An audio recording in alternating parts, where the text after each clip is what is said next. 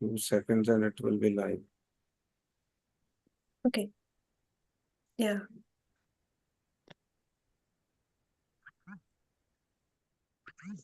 All right. Seconds and it will be live. Okay. Yeah.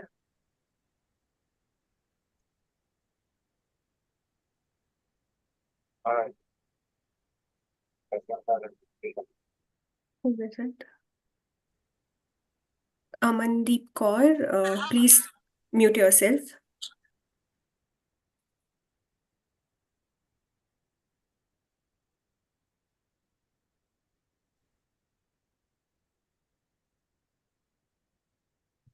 We're all set. Ankita.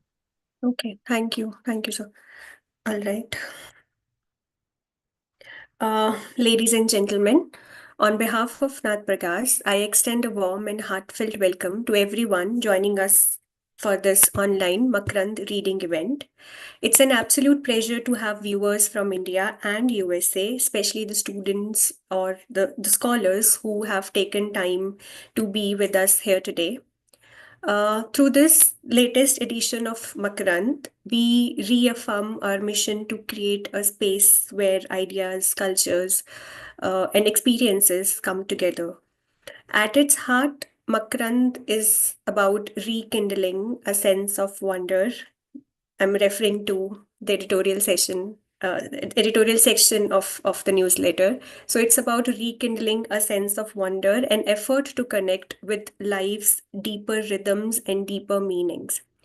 As we celebrate the latest sixth edition of Makrand, it is essential to reflect on the vision that drives this unique endeavor. And for that, I would like to invite Jaswinder Singh, one of the associate editors of Makrand and also a research scholar at Center for Comparative Religions and Civilizations at Jamia Millia Islamia, New Delhi.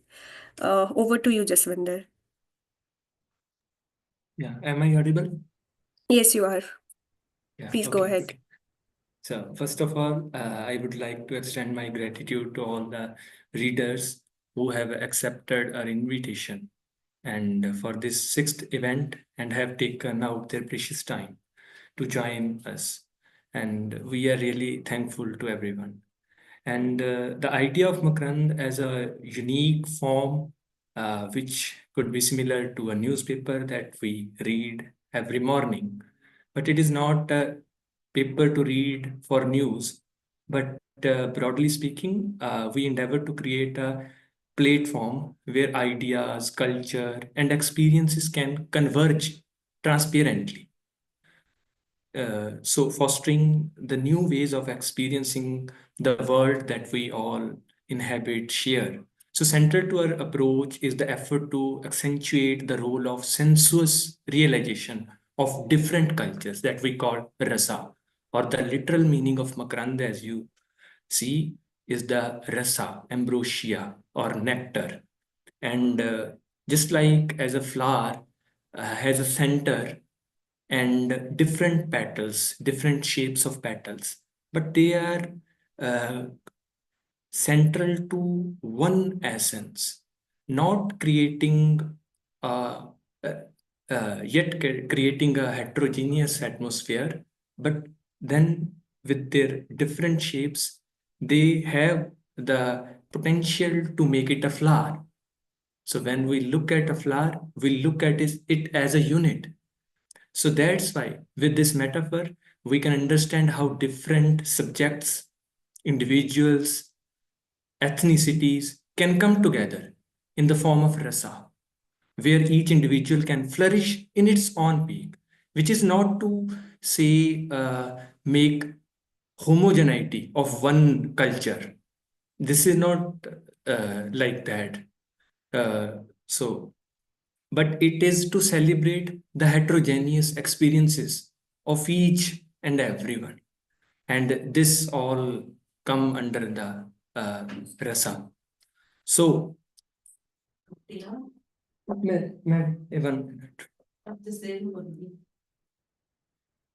sorry.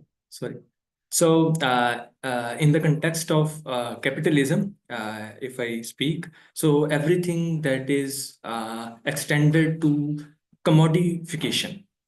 So, just as the form of makarand, it is not just to make it primarily confined to its fixed telos, but we try to find a form in materiality that is so vital, which can not conflict with the capital as well as and eschews commodification.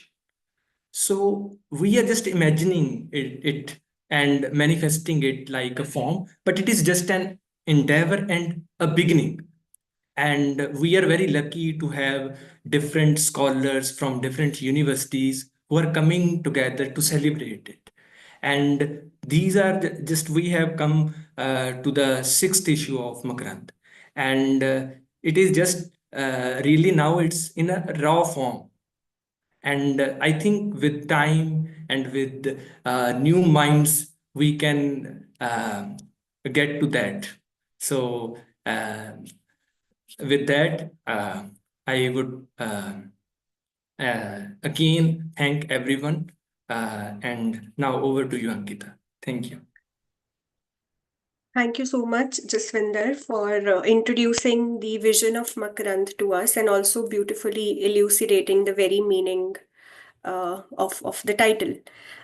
Definitely, in today's fast-paced, material-driven world, we often lose touch with the essence of our existence. And I think with such a curated blend of timeless classics and also the contemporary voices that Makarand holds, it invites readers to explore fresh perspectives and also rediscover creativity, contemplation, and definitely connection. Thank you so much, Jaswinder. So with this, we will now begin with the presentations of the day. And before I invite the first speaker, I would very humbly request the participants to in order to ensure that our session runs smoothly and allows everyone the opportunity to share their thoughts, I kindly request you to keep your presentations concise within 5 to 7 minutes. Uh, Now I take this opportunity to invite the first speaker of the day. We have Dr. Asad Khan with us from University of Delhi, New Delhi, and he's going to share his views and comments on the article titled "The Arts and Their Traditional Conception." Over to you, Asad. Uh, Thanks, Ankita. So, mm, I am here to present the first article of Makram by Rene Goina, which is about the traditional conception of the arts. Am I audible? Yes, yes, you are audible. Okay. Thank you. So, I would like all of you to reflect for a moment on the experiences of entering into a corporate office and entering into a sacred space, a temple, a gurdwara, a mosque, a Gothic church. Um, I mean, I would like to draw out two similarities and and one similarity and one difference. So the similarity is that both of these places make you, in a way, feel small in front of it. So you feel like you are overawed by something great. So, for example, if you enter into a big office or a big uh, modern day building, a Burj Khalifa or something like that, or building, or you go into the New York City and you watch and you see the towers and the large edifices, you feel small. And also, I think it's a similar feeling of feeling small when you enter into a religious place. It arches over above you, and it makes you feel small. But the difference is that while they both make you feel small, one makes you feel part of it. It makes you feel included and then elevated thus. So when you go to a mosque or a church or a temple, you feel elevated and you're part of it. It makes you feel included in it. Whereas in a corporate setting or in a modern setting, which is cut off from the traditional understanding of art, you feel of often excluded and often belittled, and you are of no importance, that you are meant to serve this great uh, civilization. Uh, so I think Rene Guénon is trying to work on this idea of how this difference is, how do we perceive this difference. So in the traditional conception of arts, and the what he calls the profane conception of art, that is essentially the modern uh, conception of art. So the key difference is the purpose of traditional art or sacred art. So sacred art is rooted, it has a spiritual function, and it is rooted in a metaphysical vision of the world. It's rooted in a vision where the material is a bridge to the transcendent, to the spiritual, or to the sacred, to the divine. Whereas in modern art, there is either no such conception, or it is rooted in a secular, materialistic, or individualistic worldview where all these things are often unlooked, or maybe even uh, consciously unlooked. So there is an effort to not be sacred in those arts or in those expressions. Maybe it's architecture, maybe it's painting, maybe it's music. Uh, Another important point that Guénon points towards is the idea of symbolism. So, for example, in the traditional art, each and every motif, each and every aspect of a painting or of a sculpture, of an architecture, great building, they reflect some greater vision, some greater metaphysical truth than themselves. Uh, they are inherently symbolic, and there's this idea of bridging, and there's also this idea of correspondence, that the material corresponds, each part of the material thing corresponds to the divine or to the metaphysical aspects of reality. But modern art, there in this sense, is rarely symbolic. Even if it has some symbolism, it's a very obvious kind. Sometimes it's very obvious and uh, very psychological, you can say, not metaphysical and not transcendental in any sense. Also, its function. So sacred art uh, could be said to function, the purpose that it serves, the function that it serves is as a kind of a sacred ritual. It serves a higher purpose. It's uh, each and every aspect of a temple, for example, is aligned with a vision of reality, where the gods are situated, or how it's constructed, the building, the different motifs of, maybe it's human figures or it's animal figures or it's plants. All of it has a meaning, very deep meaning. Uh, but the overall function of the modern architecture or modern works of art or whatever you may call them is basically just functional. So they basically are just either they're self-referential, or what you can say is that they are just effective, like meant to um uh, just do the common day. Like, for example, maybe it's a house, maybe it's an office, maybe it's a place of congregation for people. So it's just very functional in a very limited sense. It has no higher purpose.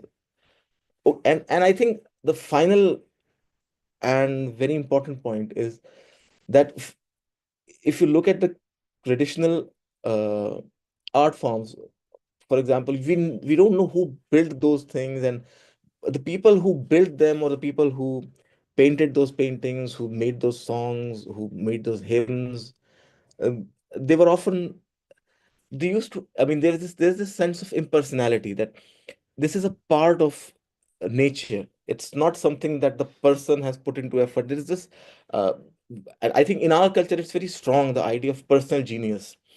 This idea of personal genius is very strongly rooted, that a person, he's working hard, and then he or she comes up with certain ideas and then implements and works for 20 years, 30 years, whatever it is. We don't have that. If you look at it in the traditional conceptions of art, we don't have that idea of this kind of personalization of genius or intellect, or art, or the manifestation of art. So uh, this I think this shows how they felt. I mean, those artists or those people who were building those classic structures and art forms, they felt more of an alignment with nature or with the larger cosmos, and thus they felt themselves fulfilled in that way, and would not really care for that kind of fame to their names. But I think the purpose of modern art is actually to instill in the individual the sense of pride and the lust for fame and to be known and to be respected and validated. And this is a very, I think, it's very uh, particular characteristic of our culture, very characteristic of our society, that we want fame, and people are willing to do anything to get fame. And 15 minutes of fame, or whatever the saying is, or like the idiom is 20 minutes of fame. Yeah. So in these aspects, I mean, so there are certain, of course, similarities. Uh, for Renego now, actually, modern art, whenever it is true and authentic, it has taken some of those aspects, imitated basically. It's a kind of cheap, first copy of a branded thing. So it takes some aspects and then builds it, okay, and but then it leaves the greater symbolism. Well, it takes certain parts of that symbolism, and in that context, it might be good and it might have a higher function. It might be considered aesthetically pleasing, uh, and the result of it, I mean, in conclusion, the effect of art, that is, I think, by the fruit you shall know them.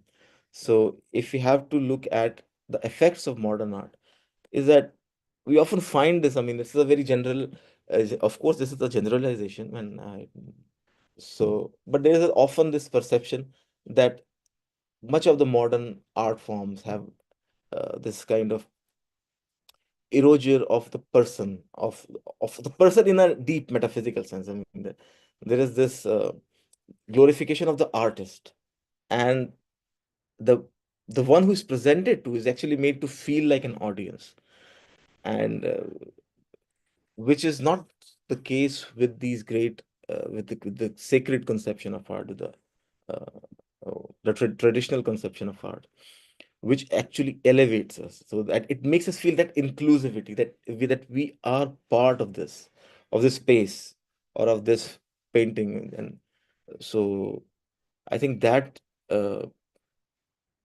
that aspect is the most important one of the outcomes of, and that should be of course. And then Gunnar talks about a lot of things. He talks about the law of correspondence, and he talks about how different kinds of art, like there are the plastic arts, the phonetic arts, and the auditory, like, all different kinds of art forms, and how they connect to this divine principle of harmony, or the principle of vibration, or the principle of numbers, and which can make us, we can go into, for example, Pythagoras, and the classical Greek understanding, or even uh, the classical Chinese understanding, or the classical Indian understanding of what art is, and what how it reflects divine or reality or higher reality. So we can go into that, but I think the time has run out. But so thank you for that was all. Thank you. Yes, thank you so much, Asad, for summarizing the article so well as presenting your own critical comments on it. It was really articulate. Your all your points were really articulate, and yeah, definitely the decline of symbolic depth in art mirrors a larger societal trend of disconnection from the integrated traditional frameworks of meaning, and loss of such wisdom leads to fragmentation in both cultural expressions and also the way in which individuals relate to the world. Thank you so much, Asad. I really enjoyed your comments on the article. Thank you. Now I invite the next scholar, Akwinder Kaur. Akwinder is a research scholar at Department of English, Punjab University, Chandigarh. And Akwinder is going to read the article titled "The Myth of Sisyphus" by Camus. So, Akwinder, please unmute yourself if you're if you can hear me. Hi. Hi, Yes. can you hear me? Yes, you're Okay. audible. Please go ahead. Okay. A very good evening to everyone. Just give me a moment. Okay, so I'm not going to, I'm not going to, read the article, or I'm just going to give an overview of the whole essay that was written by Camus. So I'll talk about a little about, because this article only discusses the 4 chapters. So I'll give a little bit about the first 3 chapters as well, and then we will discuss the 4th chapter. So the myth is Sisyphus. It was written in 1942 by. It is a philosophical essay by Albert Camus. He was a French philosopher, writer, dramatist, journalist, and he was the second youngest recipient of Nobel Prize at the mere age of 44. So this essay is organized in 4 chapters and one appendix, which introduces his philosophy of the absurd. He viewed a human being as an isolated existent who is cast into an alien universe to conceive the human world possessing no inherent truth, value, or meaning, and to represent human life in its fruitless search for purpose and significance as it moves from the nothingness from where it comes from towards the nothingness where it must end. An existence which is both anguished and absurd.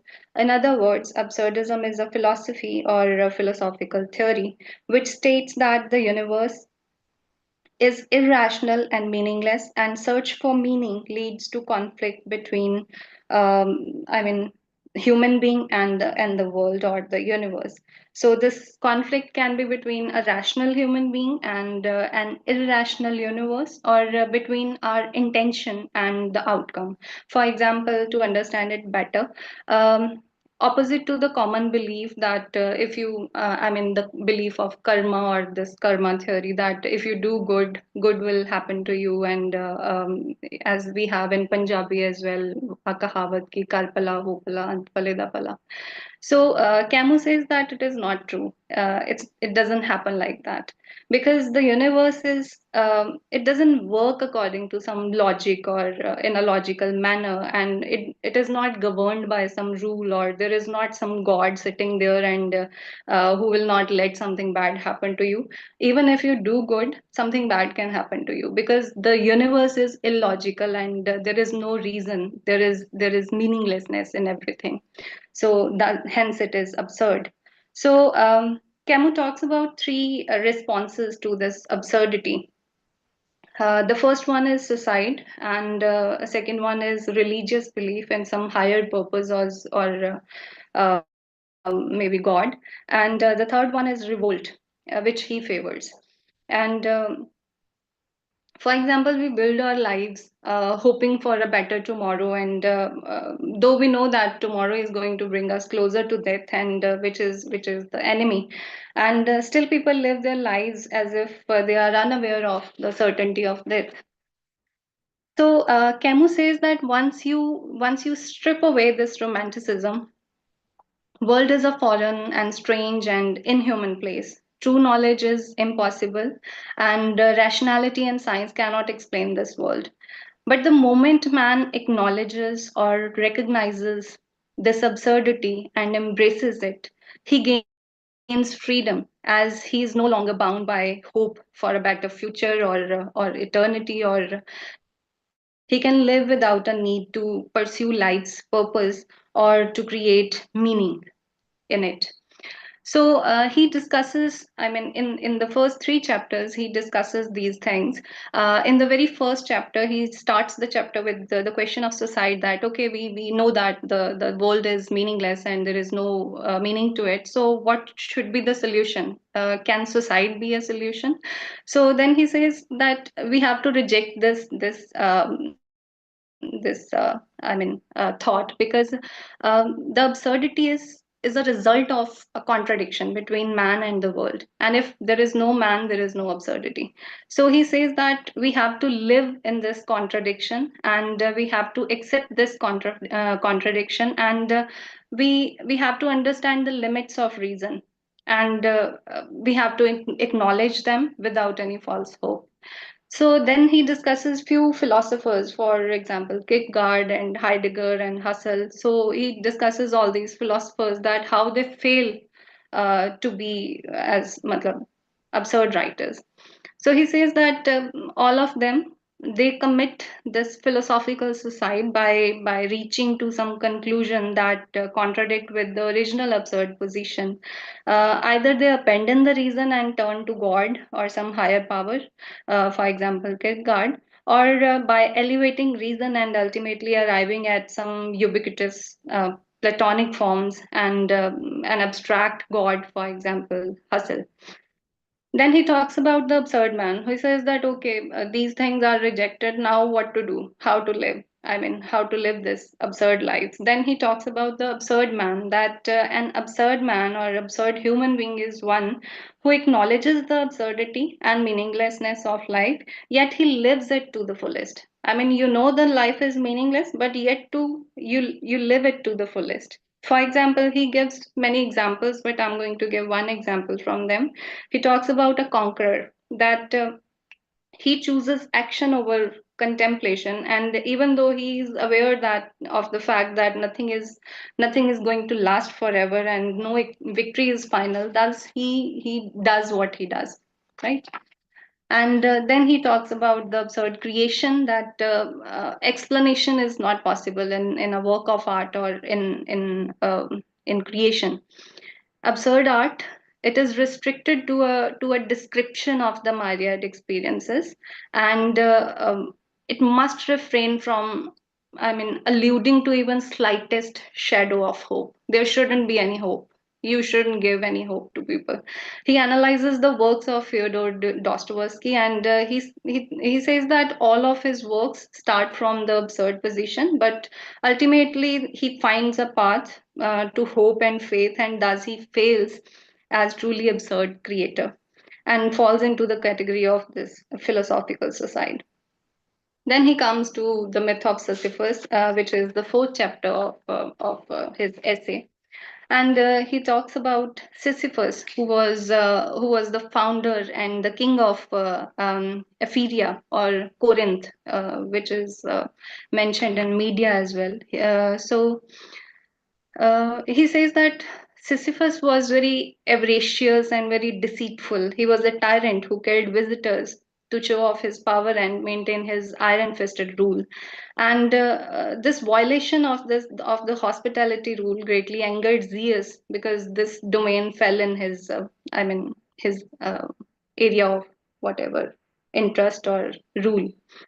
So it is said that he also betrayed Zeus by revealing one of his secrets, because Zeus abducted the daughters of Sisyphus, god of rivers. So he abducted Aegina and Thebe. So Sisyphus came to know about this secret, that where he was hiding Aegina, and he revealed it to Sisyphus, and thus he angered Zeus as a result. And then again, two other reasons are discussed, which is cheating death. In the first one, it is said that when Zeus ordered Thanatos, god of death, to chain him, he slyly asked him, ki, okay, how these chains work, and show me, I mean, how they work. And then he traps Thanatos in those chains and frees himself. And the second time, he asked his wife before death that, okay, you just throw my dead body into the public square after my death, throw my naked body into the public square. And when he reaches the underworld, he pleads to the goddess Persephone, who is the queen of underworld, that this was a sign of his wife's disrespect for him, and persuaded her to let him go once again to the world.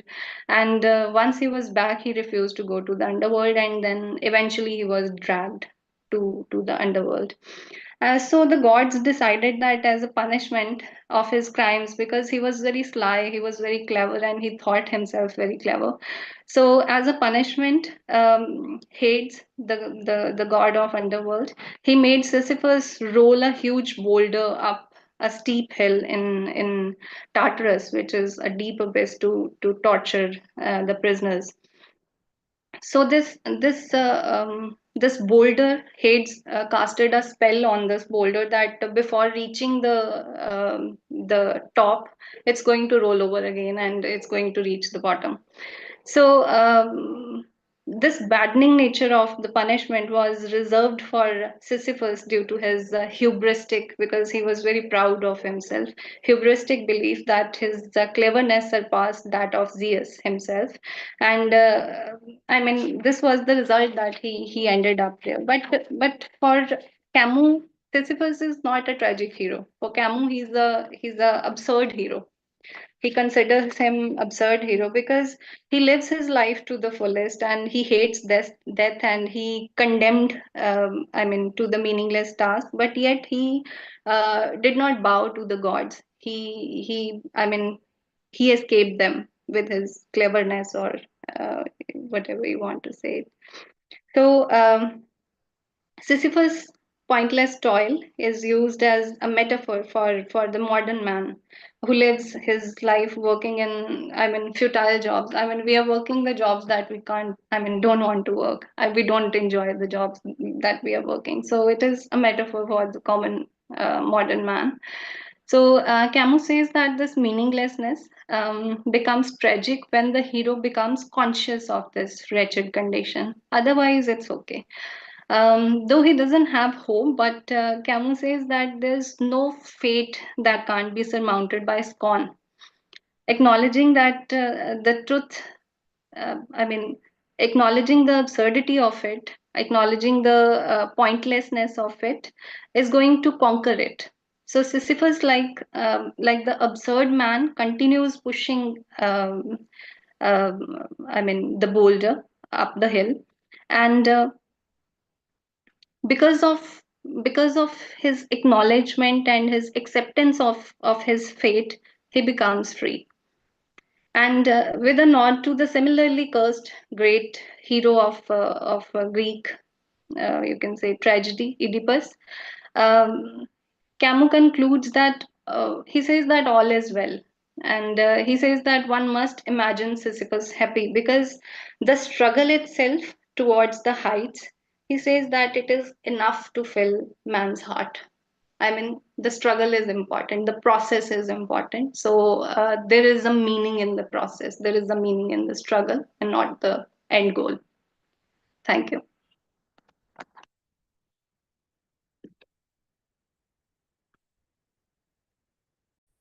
Yeah, thank you so much, Akvinder. You explained, elucidated, summarized the previous chapters as well so well. Thank you so much for that. Uh, as Camus suggests that, in recognizing the absurd and affirming life nonetheless, one discovers freedom and the meaning in the act itself. So just as Camus finds joy in the struggle itself, Makarand also encourages readers to rediscover wonder, rediscover beauty and purpose in life through the fusion of art, philosophy, and culture. So there is this aim to transform the repetitive, ordinary experiences into the profound, reflective journeys that inspire meaning and that inspire transcendence. Thank you so much, Akwinder. It was such a treat to listen to you. I thank you again. Now I invite the next speaker of the day. We have Rakhi Sharma with us. Rakhi has graduated from Center for Comparative Religions and Civilizations. She has completed her master's from that department, Jamia Millia Islamia University, New Delhi. And today Rakhi is going to talk about the article titled Gift by Ralph Waldo Emerson. Rakhi, can you please unmute yourself and begin with your presentation? Hello, Yes, Rakhi. Would you am I also audible like to to? everyone? Yes, you're audible to everyone. Would you also like to switch on the camera, Rakhi? Actually, my If you, laptop camera is not working for the last few all days. right, not problem at all. Please go ahead. Okay, so my article is a gift which is by Ralph Waldo Emerson. So the idea of gift that I would like to give in this presentation that we often give someone something and often use this as a matter of exchange in our daily life. So this is a very common topic to all of us.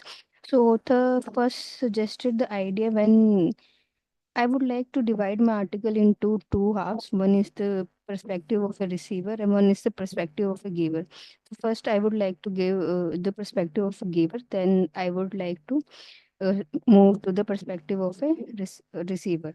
So the first one is say that when we receive, world is in the state of bankruptcy because we receive gifts, we are in a state of debt. So in that state, when we receive the gift and when the present is very due, when we receive gift from someone and it's almost a time to give him that we acknowledge as present, then he suggested that in that case, giving the flower and the fruit is the best thing. So he said that flower is the arrow of beauty and fruit is the flower of a commodity. Then he next moved to the idea of gift when we give someone out of the necessity when we know that we have a friend who needs someone like a book for say, use the example of a friend that who needs a shoe. So you will not think about anything else to gift him, but you just buy him a shoe or gift him a shoe. And I could say, take any other example that my friend needs some book or something else, then I would rather, and I know that his need is that, I would rather not give him anything else, but I would rather buy him that thing. So the next we move to the idea of character, that when we give someone, that is like my father gave me that person, that is like my father gave me that person. So what should I buy him that would make him happy? That should we he gave many example in that case. N- Next, the perspective is there, the perspective of a receiver, where he used one example of a Timmins of Athens, which suggested that he uses all his wealth to buy the gift to his friend, but at the end of the day, when he himself is in need, and no one help him out, but he rather isolated himself in the cave and then curses the humanity. Then he gave the principle of the law of benefit and receiving gift. It is like feeling related to a receiver. When we receive a gift, this is the perspective when we receive some gift. When you receive a gift and when you feel happy that you like the gift, you feel that someone has gifted you something that is so close to your heart that you can't even express how much you feel blessed to have this thing. That the author uses the line that I cannot tell the door that how much I am blessed to have this thing, and I cannot express the person that how much I am in love with this gift. Next case he uses when you dislike the gift. In that case, you are not much very helpful in that thing. Then he uses one line that when the gift is when beautiful but unconsumable. Sometimes we give someone something that is so beautiful, but it is unconsumable, unuseful to us. Like we give someone a flower pot or something else, like a painting, not consumable and not have any kind of perspective to the point of view of receiver. When I give someone a painting who is not fond of art, it might be beautiful to me, but for him it consists no value. Then he again uses the example of Timmons and Athens and used the saying that Buddhists say, do not flatter your benefactor. Then he reversed the perspective. When you receive a gift, sometime you are bound to return it. I mean, we uses the concept of return gifts, a return gift. So he used it that do not flatter your benefactor by saying flattering them, by saying good words that I like it so much and so and so. And that Timmons of Athens give so much gifts to his friends, but then at the end receive nothing. He uses the thing that there is no consumability between man and a gift. That one man I might serve someone that who is so magnanimous to me, that who is so big in character, that whatever I can gift him, I will feel that this is not enough for him to like accept it as a gift, and I could not do much with this gift. So one case he uses this, and at the end of the article he suggested that gift is like when you give someone it, you just give it rather than cherishing it, just enjoy the art of giving. That's it. Thank you. Thank you. Thank you so much, Raki. Thank you. You spoke really well. And this article also reminded me of a short story by O. Henry. The story is titled The Gift of the Magi. And Magi are the people, three men who bring gifts for Mother Mary after Jesus Christ was born. So it is said that they were the most wise gifters.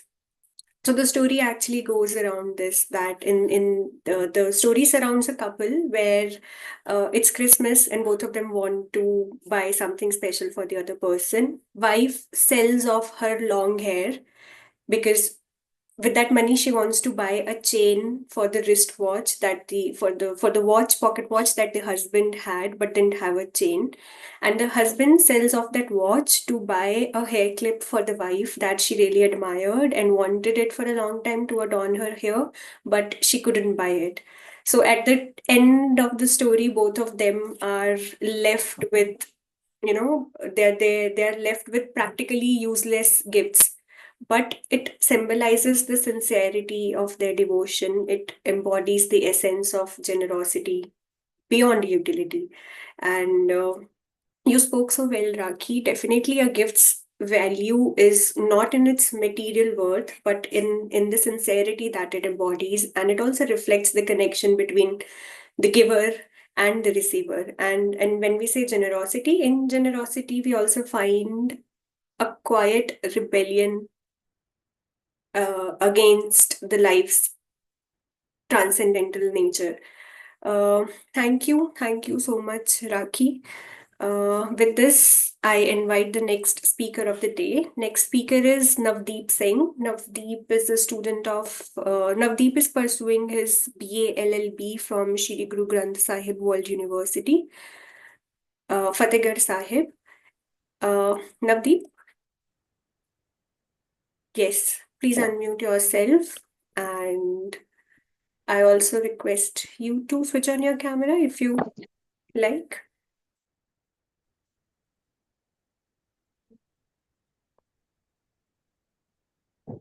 Am I audible to all of you? Yes, you're audible, Navdeep. But we can't see you. Would you like to switch on? Would you like to switch on the camera, Navdeep? Yes, yes. Wait. Okay.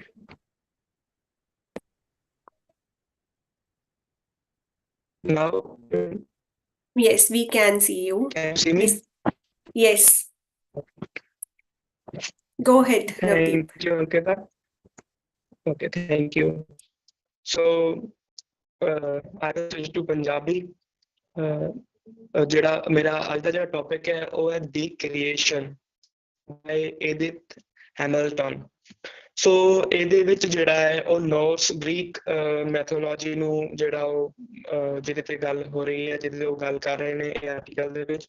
ਸੋ ਜਿਹੜੀ ਮੈਂ ਤੁਹਾਨੂੰ ਦੱਸਦਾ ਕਿ ਇਸ mythology ਦੇ ਵਿੱਚ ਉਹ ਜਿਹੜੇ ਮੇਨ ਕਰੈਕਟਰਸ ਲੈਂਦੇ ਨੇ ਉਹ ਤਿੰਨ ਮੇਨ ਕਰੈਕਟਰਸ ਨੂੰ ਲੈਂਦੇ ਨੇ, ਜਿਵੇਂ ਇੱਕ ਹੈਮਰ ਹੋ ਗਿਆ, ਇੱਕ ਔਡਨ ਹੋ ਗਿਆ ਤੇ ਬਾਕੀ ਹੋਰ ਗੋਡਸ ਨੂੰ ਉਹ ਜਿਹੜੇ ਗ੍ਰੀਕ ਮੈਥੋਲੋਜੀ ਦੇ ਨੇ ਉਹਨਾਂ ਨੂੰ ਲੈਂਦੇ ਨੇ।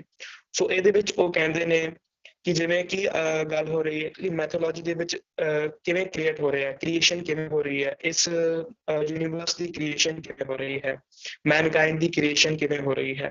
ਸੋ ਉਹ ਜਿਵੇਂ ਗੱਲ ਕਰਦੇ ਨੇ ਕਿ ਦੋ ਨਾਰਥ ਤੇ ਸਾਊਥ ਦੇ ਵਿੱਚੋਂ ਜਿਹੜਾ ਹੈ, ਨਾਰਥ ਦੇ ਵਿੱਚੋਂ ਇੱਕ ਆਈਸ ਜਿਹੜਾ ਠੰਡੀ ਆਈਸ ਦੇ ਜਿਹੜੇ ਆਕਾਰ ਦੀ ਇੱਕ ਚੀਜ਼ ਆਉਂਦੀ ਹੈ ਤੇ ਸਾਊਥ ਦੇ ਵਿੱਚੋਂ ਜਿਹੜਾ ਹੈ ਉਹ ਫਾਇਰ ਵਰਗੀ ਇੱਕ ਚੀਜ਼ ਆਉਂਦੀ ਹੈ। ਸੋ ਉਹ ਇਸ ਚੀਜ਼ ਨੂੰ ਜਿਹੜਾ ਰਿਲੇਟ ਕਰ ਰਹੇ ਨੇ, ਫਾਇਰ ਨੂੰ ਰਿਲੇਟ ਕਰ ਰਹੇ ਨੇ ਨੌਲੇਜ ਦੇ ਨਾਲ, ਤੇ ਜਿਹੜਾ ਆਈਸ ਨੂੰ ਉਹ ਜਿਹੜਾ ਰਿਲੇਟ ਕਰ ਰਹੇ ਨੇ ਉਹ ਇੱਕ ਇਨਸਾਨ ਦੇ ਅੰਦਰ ਦੇ ਜਿਹੜਾ ਹਿਰਦੇ ਹੈ ਉਹਦੇ ਨਾਲ ਜਿਹੜਾ ਉਹਨੂੰ ਰਿਲੇਟ ਕਰ ਰਹੇ ਨੇ ਕਿ ਜਦੋਂ ਉਹ ਦੋ ਚੀਜ਼ਾਂ ਆਪਸ ਦੇ ਵਿੱਚ ਪੈਰਲਲ ਆ ਗਈਆਂ, ਪਹਿਲਾਂ ਤੋਂ ਅਲੱਗ-ਅਲੱਗ ਚੱਲ ਰਹੀਆਂ ਸੀਗੀਆਂ, ਅਲੱਗ-ਅਲੱਗ ਘੁੰਮ ਰਹੀਆਂ ਸੀਗੀਆਂ ਕਾਸਮੋਲੋਜੀ ਵਿੱਚ, ਤੇ ਜਦੋਂ ਇਕੱਠੇ ਇੱਕ ਜਗ੍ਹਾ ਤੇ ਆ ਗਈਆਂ, ਮਿਲ ਗਈਆਂ, ਤੇ ਉਹਦੇ ਵਿੱਚੋਂ ਇੱਕ ਜਿਹੜਾ ਹੈ ਉਹ ਵਿਸ਼ਾਲ ਆਦਮੀ ਜਿਹੜਾ ਹੈ ਉਹ ਪੈਦਾ ਹੁੰਦਾ ਹੈ।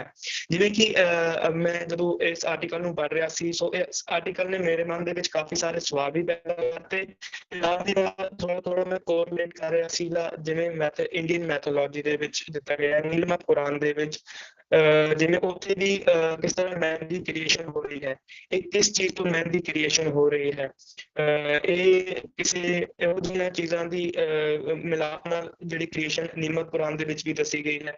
ਜਿਵੇਂ ਕਿ ਉਹ ਦੱਸ ਰਹੇ ਨੇ ਕਿ ਇੱਕ ਜਾਇੰਟ ਪੈਦਾ ਹੋ ਜਾਂਦਾ ਹੈ, ਇੱਕ ਰਾਖਸ਼ ਪੈਦਾ ਹੋ ਜਾਂਦਾ ਹੈ, ਜਿਹਨੂੰ ਆਪਾਂ ਇੰਡੀਅਨ ਵਰਡ ਦੇ ਵਿੱਚ ਕਹੀਏ, ਮੈਥੋਲੋਜੀ ਦੇ ਵਿੱਚ, ਕਿ ਇੱਕ ਰਾਖਸ਼ ਜਿਵੇਂ ਪੈਦਾ ਹੋ ਜਾਂਦੇ ਨੇ, ਉਹ ਪਾਣੀ ਤੋਂ ਪੈਦਾ ਹੁੰਦੇ ਨੇ, ਪਾਣੀ ਤੇ ਕਿਸੇ ਰਾਖਸ਼ ਦੇ ਸੀਰਮ ਦੇ ਮਿਲਣ ਦੇ ਨਾਲ ਜਿਹੜਾ ਹੈ ਉਹ ਕਿਸੇ ਦੀ ਉਤਪਤੀ ਹੋ ਜਾਂਦੀ ਹੈ ਰਾਖਸ਼ ਦੀ, ਸੋ ਡਿਸਟਰੋਏ ਕਰਦਾ ਹੈ। ਐਵੇਂ ਹੀ ਗ੍ਰੀਕ ਮੈਥੋਲੋਜੀ ਦੇ ਵਿੱਚ ਇਹ ਚੀਜ਼ ਦੱਸੀ ਗਈ ਹੈ ਕਿ ਜਦੋਂ ਆਇਸ ਤੇ ਫਾਇਰ ਜਦੋਂ ਮਿਲ ਜਾਂਦੇ ਨੇ, ਤੇ ਉਹਨਾਂ ਦੇ ਮਿਲਾਪ ਤੋਂ ਜਿਹੜਾ ਹੈ ਇੱਕ ਰਾਖਸ਼ ਪੈਦਾ ਹੁੰਦਾ ਹੈ, ਜਿਹਦਾ ਨਾਮ ਹੈ ਫਿਰ ਜਿਹੜਾ ਸੌਂਦੇ, ਉਹ ਇਸ ਜਾਇੰਟ ਜਦੋਂ ਸੋ ਜਾਂਦਾ ਹੈ, ਤੇ ਜਾਇੰਟ ਦੇ ਪਸੀਨੇ ਦੇ ਵਿੱਚੋਂ ਹੋਰ ਬਹੁਤ ਸਾਰੇ ਜਿਹੜੇ ਜਾਇੰਟਸ ਨੇ ਉਹ ਪੈਦਾ ਹੁੰਦੇ ਨੇ, ਜਿਵੇਂ ਕਿ ਹੋਰ ਰਾਖਸ਼ਾਂ ਦੀ ਉਤਪਤੀ ਇਸ ਧਰਤੀ ਤੇ ਹੁੰਦੀ ਹੈ।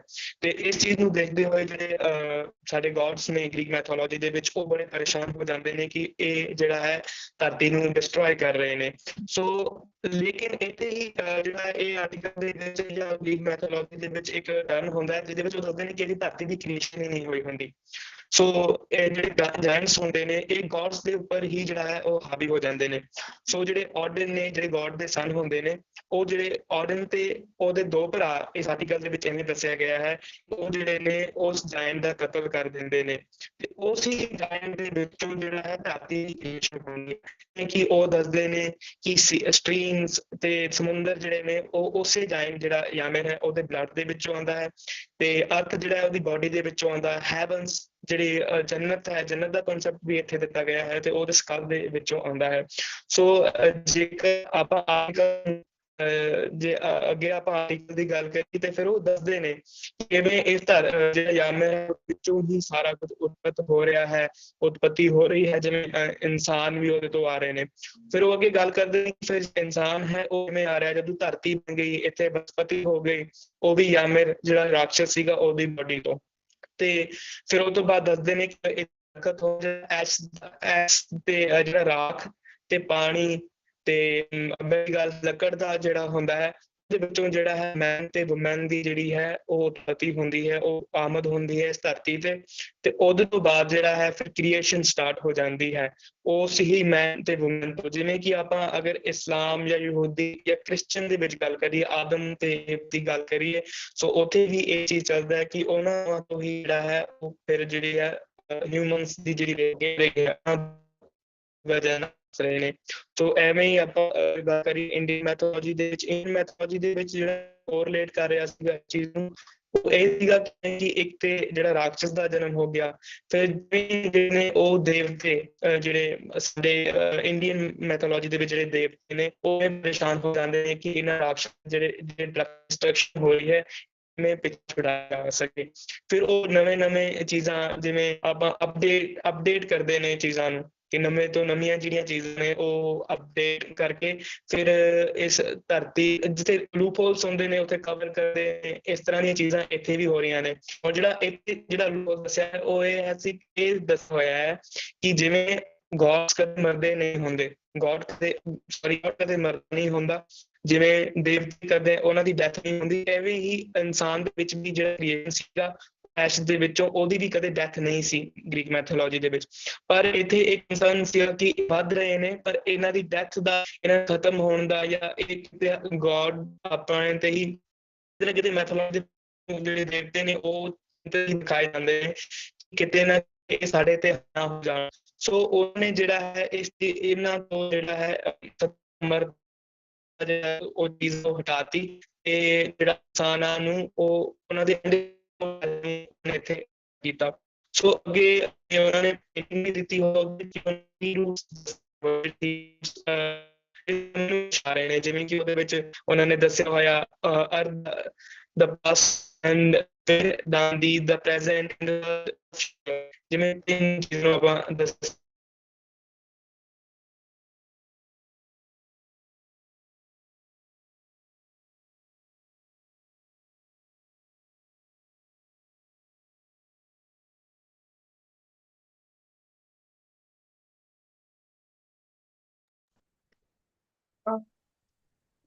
मेरी आवाज आ रही है?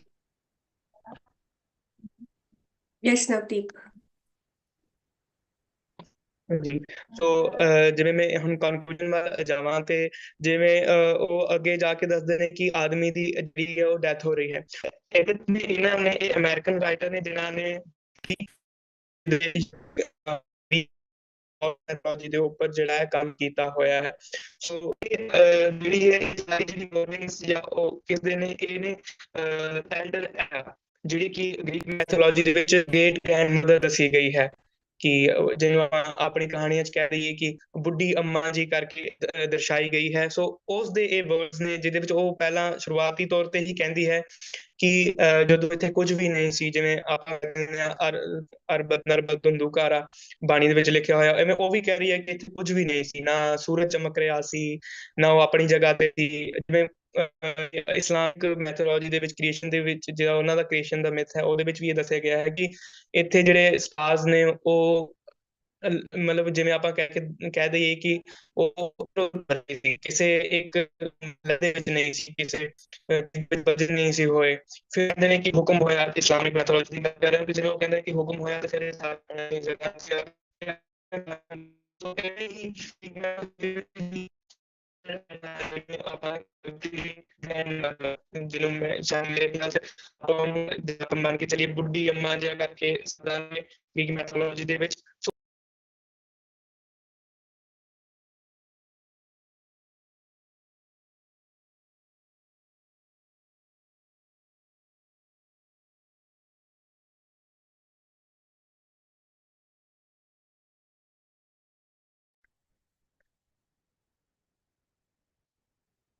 Navdeep, are you still here?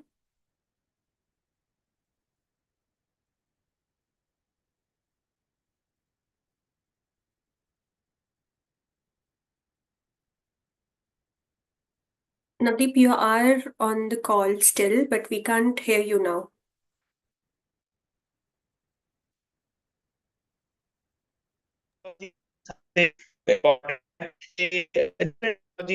ਜਿਹੜੀਆਂ ਨੇ ਉਹ ਕਿਉਂ ਐਗਜ਼ਿਸਟ ਕਰਦੀਆਂ ਤੇ ਇਹਦੇ ਵਿੱਚ ਮੇਰਾ ਜਿਹੜਾ ਹੈ ਉਹ ਟੌਪਿਕ ਜਿਹੜਾ ਕੰਕਲੂਡ ਹੈ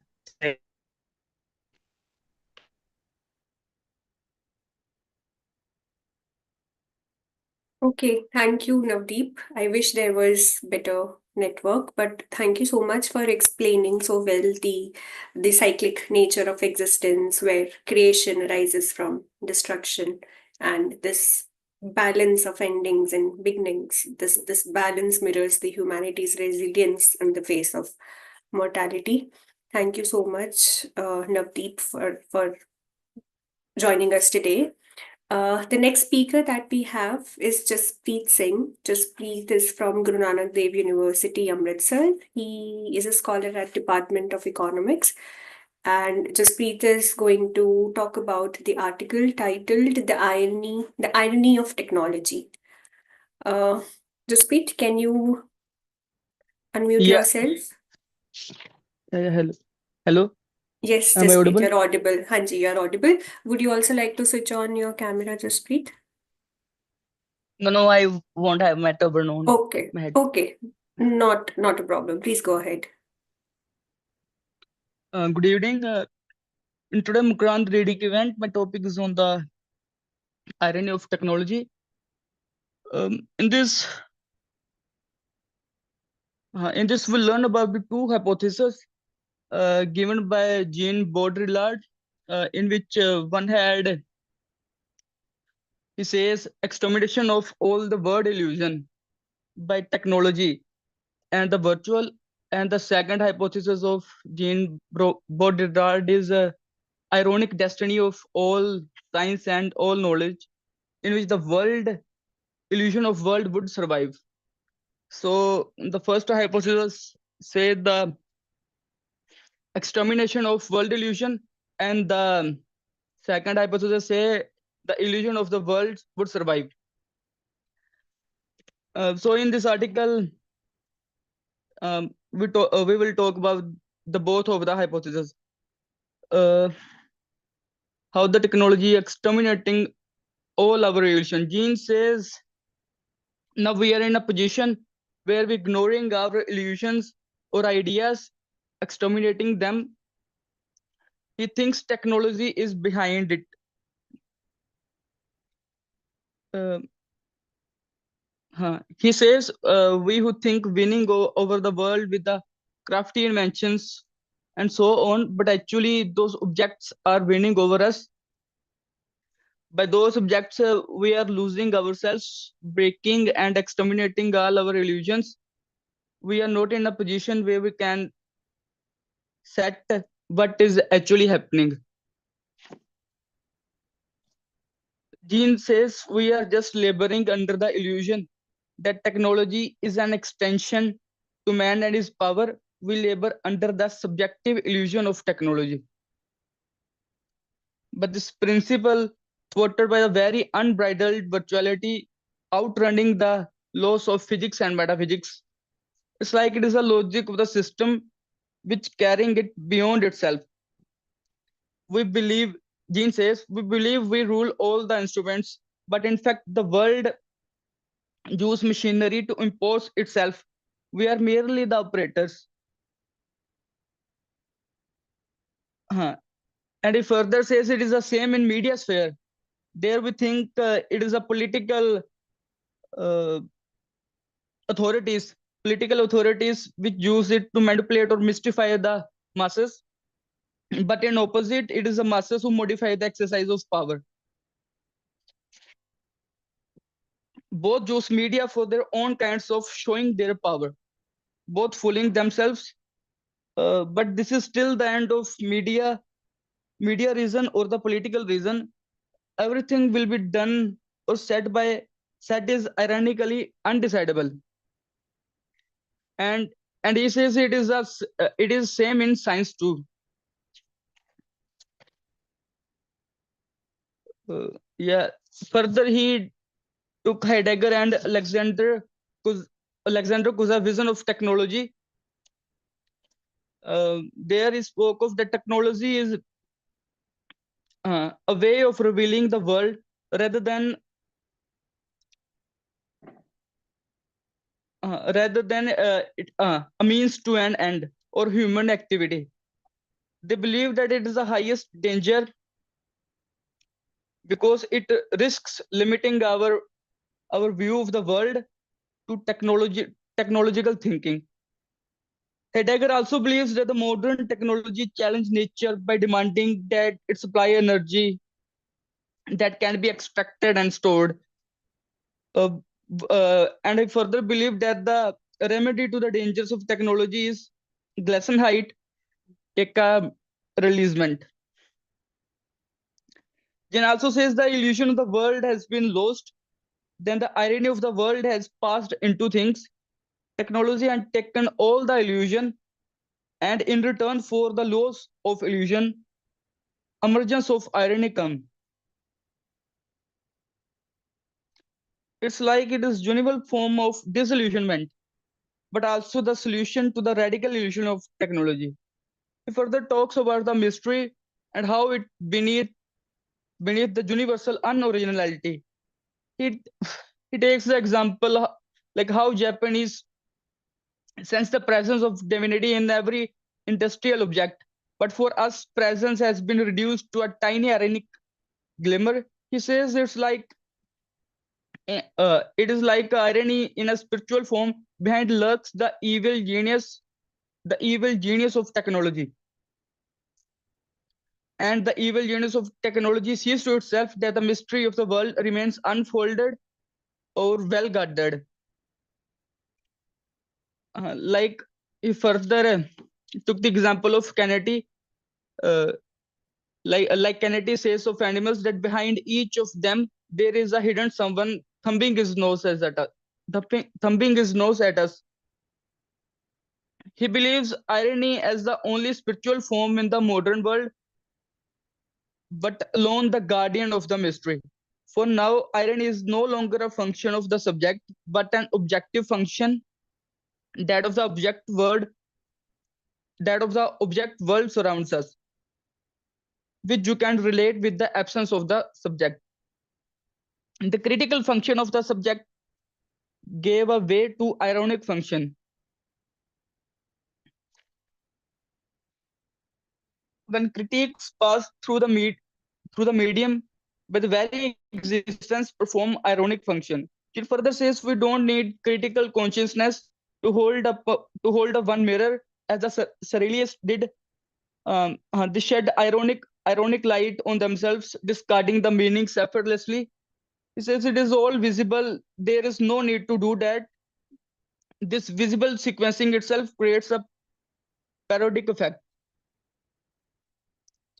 He says if you are not clear about the subject, you are no longer the master of representation. All metaphysics is the meaningless. In the end, he doesn't tell us or give advice to do the right. He says there are two hypotheses in front of you. Its own individual, their perspectives. There is nothing which allows us to decide. As he took the quote of Wittgenstein, the world is everything, which is the case. Thank you. Thank you. Thank you, Jaspreet. Definitely, it's such a critical article, and thank you so much for critiquing the relationship between humanity and technology, right? So technology does surpass our control, leaving us at the mercy of its logic. And as you talked about it, the article definitely poses a serious question. Is technology merely an extension of human power, or is actually shaping and dictating our world? Thank you, Jaspreet. Thank you so much for speaking Thank- so well on this article. Thank you. The next speaker that we have today is Molly Sharma. Molly is pursuing her master's from Jamia Millia Islamia Center for Comparative Religion and Civilizations, New Delhi. And she's going to talk about the article titled The Idea of University. Molly, are you here? I am here. Hi. Yes, I can see you. You are audible. Okay. Please go ahead. Okay, so the article that I'm going to wait a second, I'll just silence my phone. Okay. So the article that I'm going to discuss is written by Chetna Trivedi, who is an assistant professor of political science at Amity University. And she's written on the idea of the university, as you just said, but she has also worked extensively on this subject before. I was researching her work, and her work featured in a chapter in a book that was published in 2023 about the autonomy of universities in the post-COVID Indian scenario. And she also recently was featured in the Telegraph. She wrote an op-ed also about defending universities. And if I'm not wrong, the material of this article is also taken from her thesis, which was also based around the same subject. And even the chapter in the book that I mentioned, this is also, a lot of it is excerpted from there. So I was expecting that this would be a good read, but I think either because of like the shortage of space or maybe some editorial constraints, जो ideas हैं वो I don't think मतलब वो बहुत अच्छी तरीके से flesh out नहीं हो पाए हैं. And like चार main thematic ideas हैं इधर. First is, as she introduces, like a dichotomy of one understanding of a university, which is as an exclusive site of academic excellence, and this other idea where it is a site of both education, knowledge, and culture. तो ये दो ideas की जो dichotomy है वो उसको explore करना चाहती हैं. वो शुरू में ये ब्रीफ देती हैं, that's the basic premise of the article. Then she explores the मतलब she says that she will introduce the evolution of the idea from medieval to modern university, किस तरीके से वो evolve किया है. She goes through a lot of 18th to 20th century philosophers, mainly Kant, Karl Jaspers, and Paul Henry Newman mentioned here, but she doesn't discuss his ideas much. Mainly just Kant and Jaspers, and then their ideas indirectly as well. And so that's the second theme, evolution from medieval to modern. Then the next theme is like the university as a communal space, what role the university, the idea of the ideal university, basically ideal university kya hai. It's also a communal space in addition to be a center for being a center for academic excellence and epistemology, and it's a place for self-realization for the individual. You go there not just to be a part of not just to be a cog in the machine that's working to increase human knowledge, but also for your own development to become a more complete person. And the fourth and last idea is culture and university, like the different understandings of culture, how culture operates within the university, and whether we are starting to lose that culture in our universities. ये चारों ideas ही मेरे हिसाब से ठीक से flash out होके नहीं आ पाए हैं. And so I have a critical analysis, but the critical analysis, we can learn almost as much if not more from it than a positive analysis. So I hope this is entertaining. And I mean, I've just tried to understand like maybe what pitfalls the article went to, why these ideas, because since you have someone who's so qualified in the subject, maybe what went wrong with the editorial process. Ek to I think just editorially there were some issues, like a wrong draft print ho gaya tha. This I have discussed. So that was just like a printing error. That's not a big deal. And but uski wajah se there are certain this is the main point that I wanted to come to, the language of the article, which I wanted to discuss because it's quite interesting. Of course, typos and grammatical errors, they don't matter much. What we are concerned with is the ideas. But this article has some very interesting language here and there, which I think affects what the message is being sent out as much as, much more than like a typo would. It's like syntactically very interesting. Like I want to draw attention to in the third column, if people have access to their papers, third column towards the end. Kant described the ideal university as the one where unity was grounded into not medieval guilds of the Universitas Magistrorum Scholarium or in political ends of the state, but in constant feud among the university faculties, which critically philosophy ensured never ended. So very interesting use of language like that throughout the article, like critically philosophy ensured never ended, and grounded into not medieval guilds of the universitas. This sentence in particular, I was so curious about because it doesn't entirely make sense, that I looked it up and I found that this is actually a paraphrasal of a Chad Wellman quote. Chad Wellman is another philosopher who's worked on in Immanuel Kant's idea of the university. Immanuel Kant basically just elaborated on how the older universities, which had a lot of influence of church and state, well, that's not good because influence of church and state hampers the ability of the university in their epistemological pursuit.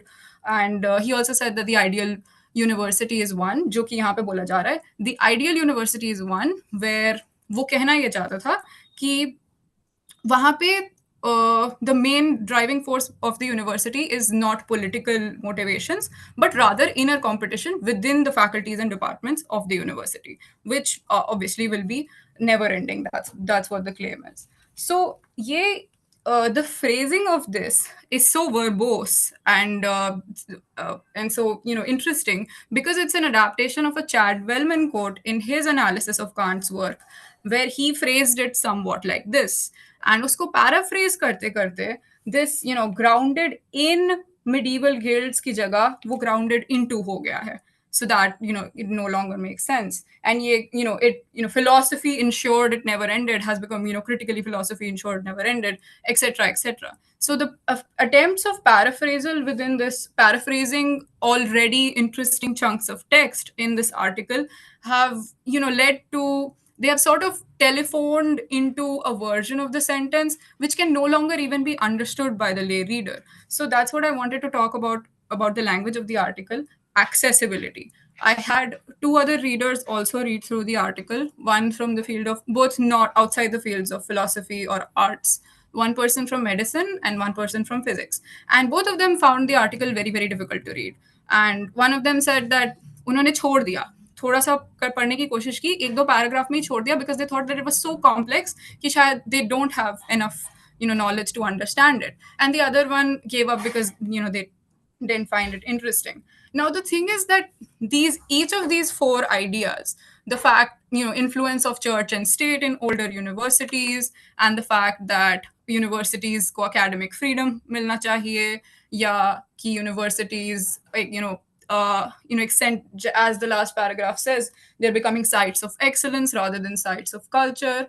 All of these are very simple, intuitive, elementary ideas that all laymen do have. That's why the article is called Idea of University, because matlab, the idea of something is not really sociologically worth discussing unless it's universal, unless everyone does possess an idea about it. That's what makes it worth analyzing and discussing. So everyone does possess these ideas, as well as the capacity and the mental faculty to understand these ideas. It's not as if they are philosophically so complicated that someone who hasn't read years of Kant will not be able to grasp them. So if we are writing an article where they are not able to understand these ideas, or they feel like, oh, we are not qualified to read them, then the language needs to be made more accessible, I would say. So ye pehle paragraph mein, if you look at the last sentence. But first, let me highlight how university and idea of university has emerged into its contemporary contextual illumination. Just how the contemporary context has emerged, bolna would have been enough. So the sentences are needlessly verbose. The language of it is overly complicated. That's, I think, one shortcoming, which also obviously increases the length of text, having verbose language. So, which is why you don't have enough space to delve deep into the ideas. So all of these ideas, they come, they end, they come, they end. Nothing is really gone into, matlab depth mein nahi discuss hua hai. For instance, church and state ka jo aspect hai, it starts around the second column, and the influence of church and state, it comes out of nowhere. Achanak se we are introduced with the idea that Christian dogma was affecting universities. There's no context, and then there's no further discussion of that Christian dogma either, because there isn't enough space. Immediately we go on to the next topic, the next thinker, and by the time we come to the discussing the next thinker's work, it's time for the next topic. It happens to such a degree that jo main premise tha article ka, which it opened with, this dichotomy between ideas ki ek university as a site of culture and university as a site of knowledge, wo dichotomy discuss hote hote we've come to the last paragraph. And only when we reach the last paragraph is that dichotomy discussed, as under Bill Reading's University in Ruins, where he further argues that there has occurred a shift in the purpose of universities. Earlier, they were visualized as sites of culture, and now they're perceived as sites of excellence. So, जो main premise था, the whole article ends up being a preface to that premise, and we never can go into the premise. So now I will discuss solutions, potential solutions, why I think something may have gone wrong in this. एक तो मुझे लगता है that the images that are used here, they also give the reader a false idea of what the article is going to be about, because Nalanda is featured so largely, and also the University of Al Karvian, apologies for my pronunciation, and also Athens ka school. So it gives us a wrong idea ki maybe this is going to be a very vast sort of discussion, ki global narrative hoga, eastern university के idea को discuss किया जाएगा, बहुत older university के ideas को discuss किया जाएगा, and that doesn't happen. This is mainly a 18th century and onwards. Kant is the oldest idea that has discussed. So it's a very modern discussion and an entirely Western discussion. So the images give us a very wrong idea of what the article is going to be about, and they also take up a chunk of space. So those ideas cannot be gone further into depth. Then there's also the summary. The idea of a university is rooted in institutionalizing creativity and intellect. Production and dissemination of knowledge and culture are central to the site of university. This sentence also tells us nothing about what the premise of the article is going to be.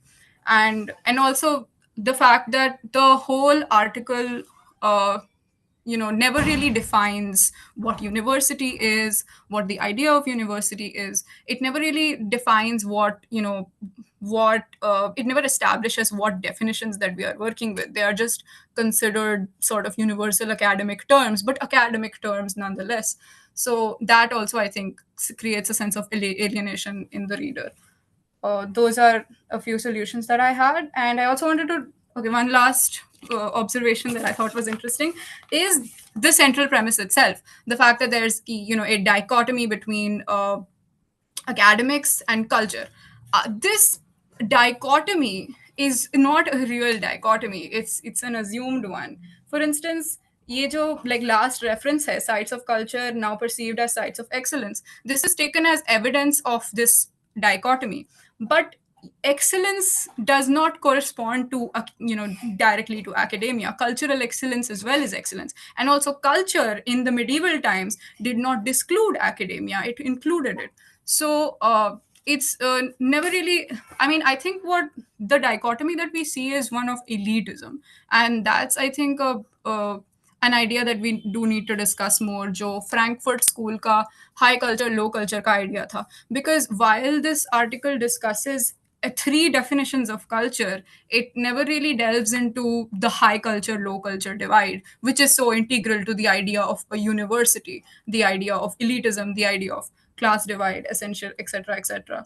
तो ये सारी चीज़ें miss हो जाती हैं. And also जो मतलब modern university तक क्योंकि हम कभी आ नहीं पाते, we also never get to hear her ideas about the defense of universities and academic freedom of universities and what that means in today's age. But I think her article in Telegraph covers those things well. In this one, there wasn't enough time to discuss modern ideas or medieval ideas. It was mostly just जो transitory phase था 18th century to 20th century वो discuss हुआ. And okay, that's it. Thank you.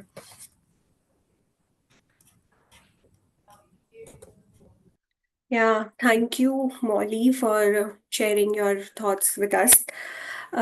As you said, as you yourself said in the very beginning of your talk, that this is Dr. Chetna's research area as well, right?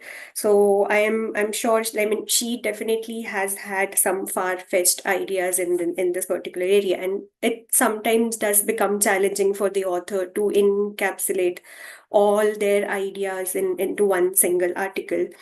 Um, Thank you for sharing your suggestions for the editorial team. We will definitely keep a note of your suggestions.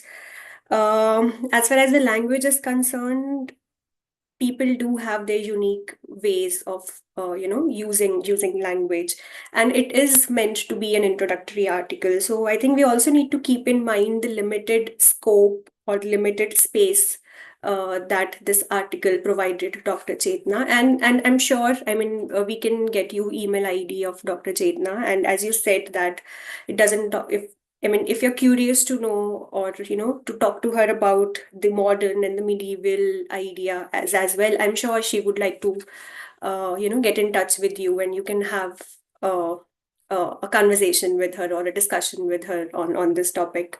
So thank you, Molly, for joining us today. Thank you. Now I will invite the next speaker of the day. And the next speaker of the day is Amandeep Kaur. Amandeep is a student pursuing BTech from Mahant Pachitta Singh College of Engineering and Technology, Babilana. And Amandeep is going to share her thoughts on the article titled Observations on Our Instinct for Music and on its Principle. So, Amandeep, are you here with us? Yes, ma'am. Yes, Amandeep, you're audible. Okay. Switch on your camera if you like. Sure, ma'am. Actually, here's power cut. I hope Okay, you all right. It's okay. It's okay, Amandeep. Whatever is more convenient for you. Please go ahead. Okay. So, very good evening to everyone. Thank you for this opportunity. Today, I will be presenting my understanding on the article Observations on Our Instinct for Music and on its Principle, which is an excerpt from Essay on the Origin of Languages and Writings Related to Music by Jean-Jacques Rousseau, who was a Genevan philosopher, writer, and composer. His political philosophy influenced the progress of the Age of Enlightenment. He was a practicing musician and theorist. In this article, the means for recognizing the one by the other leads to being able to account with a certainty for the different effects of art. In order to enjoy the effect of music fully, one must be in a state of pure self abandonment. The excerpt presented arguments about music. Firstly, he states that music is natural to us. The music of the natural world provides the foundation of crucial aspects of our human evolution, making our connections with both music and nature innate. By saying music is natural, it means as everything suggested that human biology is related to music at birth with respect to both the perception and enjoyment of listening. Even human newborns turn out to be sensitive to intonation and melody rhythm and the dynamics of the noise in their surroundings. Rousseau took the music for external nature, to internal to explain where it resides. Further, he states that music is pure instinct and independent of instruments, the ways through it is presented, its moderation and accuracy.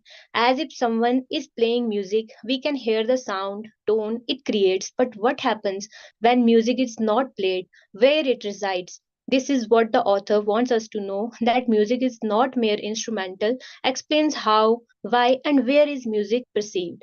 This is because of our pure instinct, a pleasant feeling it makes us experience. Pure instinct makes experience possible and receiving. The same instinct sometimes acts on us through several other objects which may well have some relation to music, which is why people who cultivate the science and arts should not be indifferent to knowing the principle of such an instinct. Another statement which is made in music as a principle, which is the name, meaning the statement which present everywhere in other worlds universal, conceptualizing the reality that music is present everywhere, just like the fact as gravity, the laws of science that are universal in nature. The author studies music as a principle in harmony that results from the resonance of every sounding body.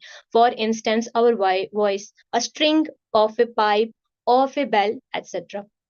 In case of just music to be fully convinced, one needs to examine oneself in all the steps one takes in music. To validate this point, author makes us to go through each step, every note in music to understand the concept of principle of music. One should go through intricate details, notes about music and music instruments to convince oneself. First note in music is tonic. For example, when the man without experience is in music, like the trained ones, ordinarily takes the tonic, he intones in the middle of his vocal range, which is about equal below as well as above his first note. This is entirely conformable to the resonance of the sounding body, all the sounds that emanate from which being above that of its totality, which one believes to be the sole one that one hears. In second note, while one warm up by oneself in tone in succession, always by ascending, the perfect chord made up of harmony of the sounding body, whose genre, which is major, is always preferred into the minor. The perfect chord made up of the harmony of the sounding body. The third first. Sounding body produces it only on the double octave, which is the 17th above the octave of the fifth, which is it is 12th. An octave is the interval between one musical pitch and another with double or half its frequency, which reduces all the intervals to their smallest degrees, since the ear perceives them more promptly and since the voice arrives at them more easily. Fifth one, which most perfect of all the consonants and is more preferred to any other interval. To study all these notes was to confirm the observations which author has made while studying music as the principle, a natural, a pure instinct rather than keeping it to instruments only. Now we in music we have diatonics, which are the smallest degrees in a word of the scale like do, re, mi, fa, etc. These consonants always present themselves first to any person without experience. One wants to follow the order of these smallest degrees without the help of some recollection, ascends one tone and descends a semitone. First tone, which represents the sounding body, is called do. Its fifth soul, which resonates with it. It will immediately seize the air and wanting to go from do to its nearest degree. Soul presents itself as a new sounding body with all its harmony, which consists of the major third, C, and its fifth. Even melody has no other principle than the harmony produced by the sounding body. Furthermore, as soon as one wants to follow the order of the smallest degrees without the help of some reflection, one always has one tone and descend a semi, especially when one wants to go back immediately afterward to the first note, from which one begin. For example, if this first note, which represent is ascending, one will naturally be led to in tone another. The semitone will present itself only through recollection, because the major third that resonates in the sounding body, whereas the tone and the semitoform only a minor third. Such is the empire of consonants over the ear, which is the preoccupied only with the degrees that form them or that lead to them. Further, he explains the principle of sounding body, a principle with which the ear is so preoccupied without one thinking of it that it alone suffices to make us immediately discover the harmonic basis on which that melody depends. Earlier mentioned about the newborn baby, without even having any knowledge about words, still conveys the message through sounds like crying, humming. Music is naturally connected to us universally before birth. So, this happens not only to the author who imagined it, but also to every person of a middling experience. One thus finds a number of musicians capable of accompanying a song they hear for the first time by ear. We listen to music, everyone does, based on their taste and choice. But question is why we like music. It's because the internal rhythm which is present in that sound connects to us internally through our consciousness, creating a universal connection apart from the modulation and accuracy. The natural instruments such as the trumpet and the hunting horn, and which is given to the kettle drums to serve as the bass of the melody. And what other bass then? There is this the fundamental bass, even without one having had in it mind, since it has been recognized only in our time.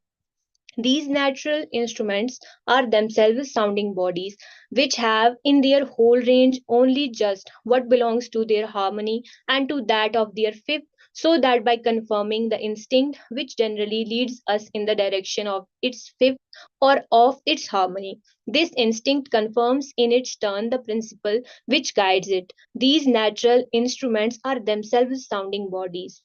Instead of consulting about the nature of music, the philosophy mind has, from the ancient times, turned to it from the direction of geometry. For example, Pythagoras, without first examining whether that author was well or ill founded, he is made to speak, made to act as one, believe he may have done hypothesis or imagined with him, or after his fashion to make the ratios, he gave the sound square with the different orders that experience suggested. Each says what he thinks about it, and all are equally mistaken.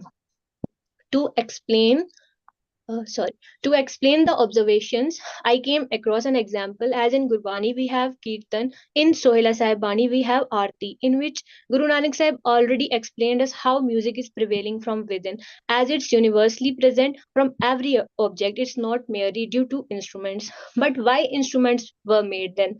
To explain this, when a naad is developing within human entity, to express that emotion, we take help of instruments to represent or to reflect that emotion. In last paragraph, author explains how ears only obey nature. No experience, moderation, or accuracy is required to feel the essence of music prevailing from within. It's our pure instinct which guides us. We can say music is a talent if one owns it, but it's a gift to be shared with everyone, as nature never keeps it to itself. It's open to everyone. This article is complete in itself. So, author clearly gives us the idea of natural, pure instinct rather than keeping it precise to instruments. In Indian philosophy, there is the concept of Naad, which has universal existence, being present everywhere. For instance, in the book titled The Garland of Letters by Sir John Woodroffe, gives the concept of how cosmology came into being. According to him, with the collision of two entities, a sampan was created, which is the Mahanad, through which the whole universe came into being, which results every single word, shabad, akhar, even we use in music, we have with us is now only the result of Naad. Everything emerged from Naad. Every religious text we have nowadays with us has the concept of Naad in it. In Gurbani, we have Anhad Naad as it has the importance. So that's what Russio's article helps us to conceptualize our theological knowledge.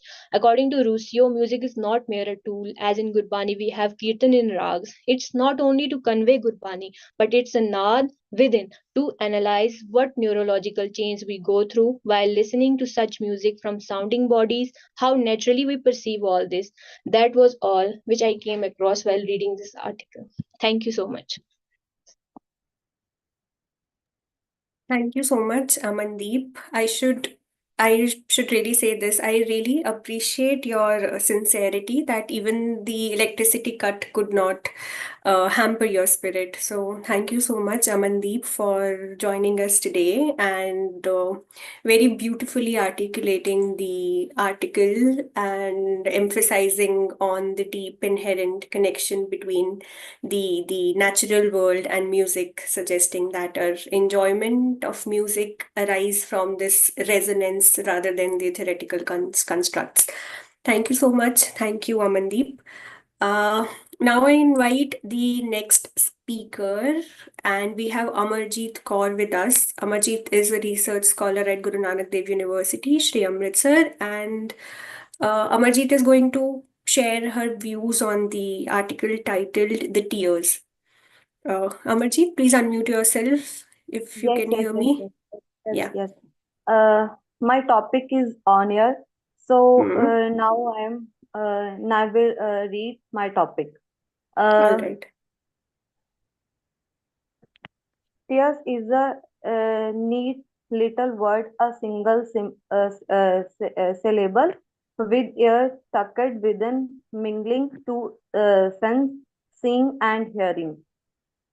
We weave and all five senses capable into a singularity, taste of salt, wetness of skin, sight blurred, ears filled with the rush of a pulsing, breaking breath and thick scent of gladness or sorrow. The flute that falls from the eye, the tears drop and the rip or tears in fabric originally of skin, the leather are not from the same etymological root, but their meaning are aligned through analogy, and the tear of one dreaming with hair, the other with their bound by a kind of a materialism in which force play its hand.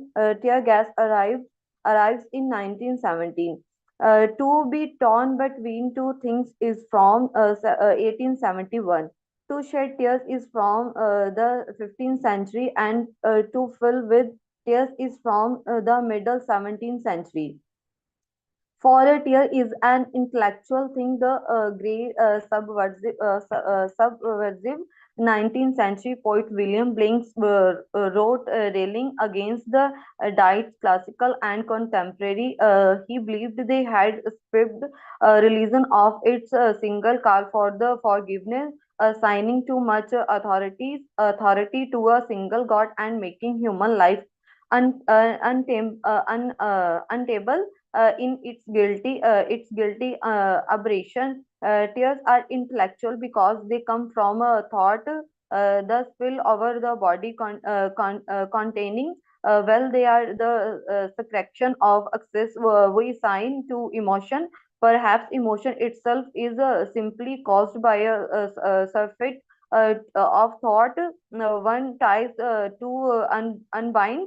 Uh, uh, One unbind one sec. Uh,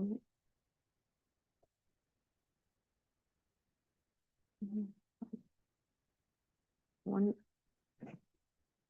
One tries to unbind these durable dualities to allow for the morphological shift that might allow the human creature to be complex but integrated, not divided into etymological part, all noun and no transitive verbs. We are not yet mechanical technological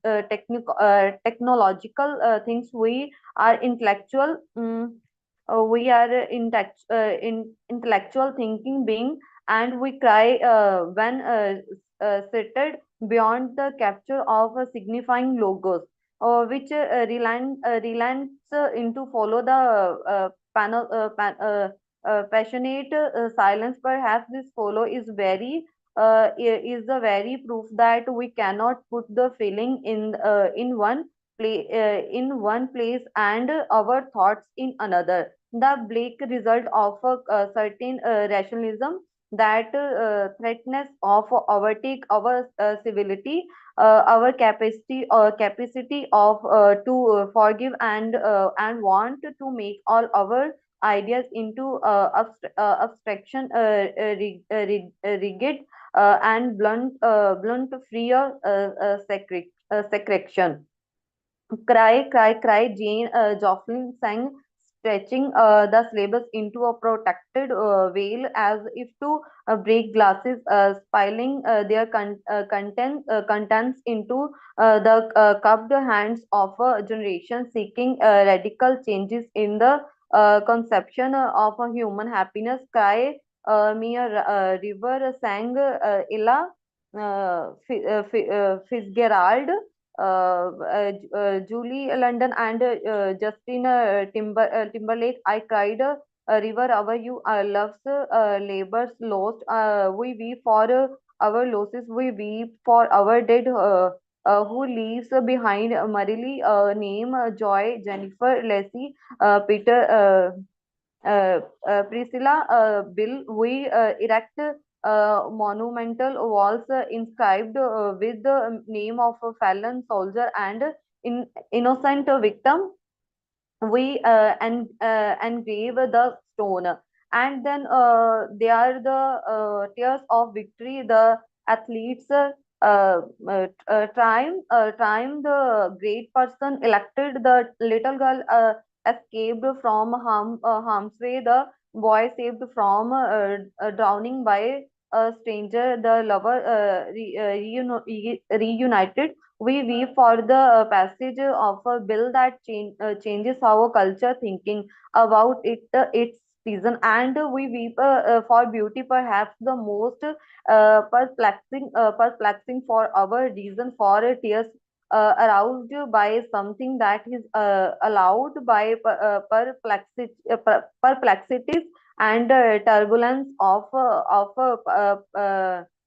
perilous life to be distilled into from the mosaic in the blue mosaic in Istanbul, a fresco depicting the death of Saint Francis by Gitto, I saxophone solo by John Coltrane, by play by Samuel Beckett, a novel by Toni Morrison, a film say to the great beauty, directed by Paolo Sorrentino, uh, by Laxrimona, movement in Mozart Requiem, Mass Laxrimona Moza by means weeping in Latin. All things swim and glitter, rape, uh, Gulf, Waldo Emerson wrote at the beginning of his easy experience,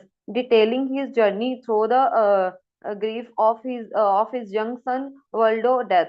Through tears, the whole world and its objective become fluid. I take the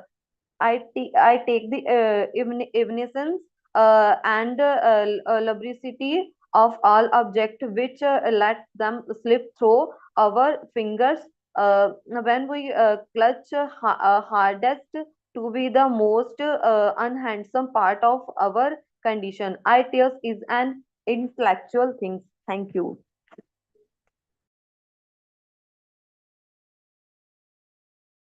Thank you, uh, uh, Amarjeet. Thank you, Amarjeet, for summarizing this beautiful article that presents an insightful exploration of tears, linking them to intellectual and emotional excess while highlighting their role in transcending the boundaries between thought and feeling. However, the as you know, as the type as the article contains this, that the very attempt to universalize the symbolism of tears may risk oversimplifying the diverse and culturally specific ways in which tears are experienced and interpreted across different contexts, right? Thank you. Thank you. Thank you so much, Thank you. Amarjeet. I really appreciate your presence here today with us. Thank you. The next speaker that we have with us is Gaganjeet Singh from Government High Senior Secondary School, Srinagar, Jammu and Kashmir. And Gaganjeet is going to read and present his views on the Pythagorean golden verses from Makrand. Gaganjeet, can you unmute yourself and also switch on your camera Please. if you like? You're audible, Gaganjeet, Uh, yes. Okay. Thank you very much. I would like to keep it as it is because of the internet slowdown here. All right. Okay, please go ahead. Yes. Okay. My topic is Pythagorean golden verses, translated by Johann C. Thom. A brief description of the Pythagorean golden verses. Actually, they were initially they were written in the ancient Greek, uh, and also known by its Latin title, Carmen Orium. So, as far as the Pythagoras is concerned, actually, no writings can be definitely be attributed to Pythagoras. But there are some fragmented writings associated with him. His ideas were just passed down to oral traditions, uh, to by his followers or Pythagorean philosophers. And these golden verses were so popular that they appeared in the school editions of Greek poetry. Okay, and the golden verses, these are actually a collection of moral exhortations or aphorisms written in dactylic hexameter, and they reflect the moral teachings of the Pythagorean school. Okay, they actually Pythagorean school and this particular Pythagorean golden verses I would like to talk about. These it talks about the reverence for the divine. Like the verses emphasize the importance of worshipping the gods and honoring heroes and spirits. This reflects the Pythagorean belief in the interconnectedness of the divine and human realms. The reverence for the divine is seen as foundational for moral and ethical behavior. It also talks about the respect for family and friends. The verses advocate for honoring one's parents, maintaining virtuous friendships. This underscores the Pythagorean view that ethical living begins with one's immediate relationships. Ethical living begins with one's immediate relationships, and it also emphasizes on respecting family and friends. Uh, uh, It also emphasizes on self-discipline. A significant portion of the verses is dedicated to the control of passions and avoidance of excesses. This aligns with the Pythagorean emphasis on moderation and self-control as essential virtues. The idea is that a disciplined life leads to inner harmony and wisdom. So, these Pythagorean golden verses also talk about the moral integrity. The verses encourage living a life of virtue. Actually, ethics and virtuous life, these lines have been repeated again and again and again. So we can say that the Pythagorean school of thought or the Pythagorean philosophers emphasized on the virtuous life, ethical life very much. So, as I already said, the verses encourage living a life of virtue and wisdom, following the example of those who excel in these qualities. Uh, like we do Dandot or Mangalacharan in most of the religions and most of the cultures. People begin something with Mangalacharan or Dandot, remembering their heroes, their gods. It's like that. Also the philosophical context. The golden verses are not just moral guidelines, but also reflect the broader Pythagorean philosophy, which integrates ethics, metaphysics, mathematics, uh, the emphasis on harmony and order in personal conduct mirrors the Pythagorean view of the cosmos as an ordered and harmonious whole. Uh, if we talk about the source of knowledge, uh, the golden verses emphasize knowledge derived from divine. So again, as I said, that Pythagorean school of thought and Pythagorean thinkers, philosophers, they repeatedly use divine ethics, morality, and these things. The verses also emphasize knowledge derived from divine and moral authority. The reverence for gods, heroes, spirits suggests that true knowledge comes from higher, often divine sources. This aligns with the Pythagorean belief in the divine order of the cosmos. Also, uh, they believe in the moral and ethical knowledge. The verses provide moral guidelines, suggesting that ethical knowledge is crucial for a virtuous life. This includes respect for family, self-discipline, and virtuous friendships.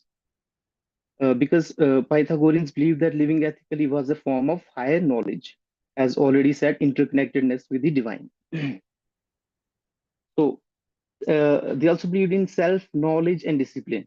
A significant part of the verses is dedicated to self-discipline and controlling passions. This reflects the idea that self-knowledge and mastery over one's desires are essential for wisdom. Uh, it is also used by the ancient Indian sages uh, in their writings uh, that self-control, self-knowledge, self-mastery is uh, very important uh, in spiritualism or mysticism. The Pythagorean approach to knowledge involves introspection and self-regulation. So also they talk about the transmission of knowledge. The verses themselves are a method of transmitting knowledge. They were likely used as educational tools within the Pythagorean community, emphasizing the oral and written transmissions of wisdom. The structured poetic form made them easier to memorize and pass down through generations. And also the philosophical and mathematical knowledge, because Pythagoras, as we already know, that is known for uh, popularizing the Pythagoras theorem, which is used in mathematics in Indian schools also. While the golden verses focus on moral and ethical teachings, Pythagorean philosophy also heavily emphasized mathematical knowledge. The belief in the harmony and order of the universe extended to their understanding of numbers and geometry, which they saw as fundamental truths. So we can say the golden verses have influenced various philosophical traditions, including Neoplatonism and early Christian thought. Their focus on ethical living and self-discipline has resonated through the ages, making them a timeless guide for personal conduct. And now the question arises whether Pythagorean golden verses are relevant in today's time or not. Uh, I think as today's world, when anger, sloth, enmity is on high rise, ethics and trust are disappearing, the Pythagorean golden verses hold a significant relevance. That's it from my side. Thank you very much. Thank you. Thank you. Thank you so much, Gaganjeet, for presenting the moral and philosophical teachings based on the Pythagorean principles and presenting your views on these Pythagorean golden verses. I really thank you for being with us here tonight. Thank you so much, Gaganjeet. Um, we have now come here to the closing of today's event, and I would like to take this opportunity to invite Mr. Amandeep Singh, the esteemed director of Naad Pargaas, USA, to deliver the concluding remarks as well as extend the formal thanks to all our distinguished speakers for their insightful contributions. So, over to you, sir. Thank you, Ankita, for all this mediation that you have been doing. And thank you to all the speakers, Molly, Gaganjeet, Utwinder, Mohammad Asad, and other speakers who have done a really great job in reading uh, their pieces so well and presenting us a very uh, good feedback as well as the explanations that have gone behind for making it plausible. All these works, which are some of those works are the works of classic literary pieces that have been fetched from different archives, which are which would have which are really meaningful and would have lost under the dusts of many shelves of libraries. So we had to scrape off that dust to get to the jewels that are lying in these archives. So this engagement is primarily for for looking at the alternative modes of thinking, and which is also like through raising an internal questions within ourselves. So how do we relate with the world? How do we relate with the literature is very uh, the key in this, because it's not only a reading of literature, we are also creating a new literature through these engagements. So uh, this gives us an opportunity to refresh our minds with new languages, new ways of looking at the same world, and trying to emerge from this a new uh, mode of thinking. So we are going beyond the simple articulation or simple awareness of facts. So we are also uh, like gives us a greater depth of things. It gives us creates greater clarity, smoothness, wider perspectives, and synthesis of a new knowledge that becomes a possibility with this. So it's a mode of going from conscious to the meta conscious. So that's uh, giving us a better, wholesome 360-degree understanding about things. We are, since we are just at our initial phases, we might have uh, a long journey to go, and we're learning with each coming edition how to create a better understanding of the literary world. So it's a it's a process of synthesis that's going, and synthesis of a new knowledge that we are trying to inculcate in this, and it's a reciprocatory relationship that is with art and with symbolism and with the mindful life that we are trying to establish here. So, and that's it gives us a new sense of life, a new sense of religion, a new sense of understanding things which get petrified and sometimes become stagnant with the way we in the absence of such engagements. And we're trying to reconnect with and rediscover new epistemes through this.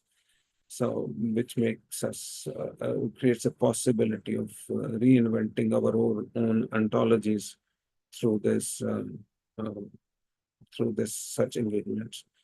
So, and once again, I'd like to thank all the readers who have done a really good job, and specifically this event itself, because it involves not only collection of all those things and it's all those articles. It's also about how different readers have come together on a platform to try to engage both critically and epistemologically to understand how new world from views can be a possibility here. So we are exploring possibilities, we are exploring alternatives. And that's all I would like to add on here. Thank you very much to everybody once again. Thank you so much, sir. So with this, we will conclude our session here. Once again, thank you everyone for joining us. We really look forward to many more such engagements. Thank you. Thank you, everyone.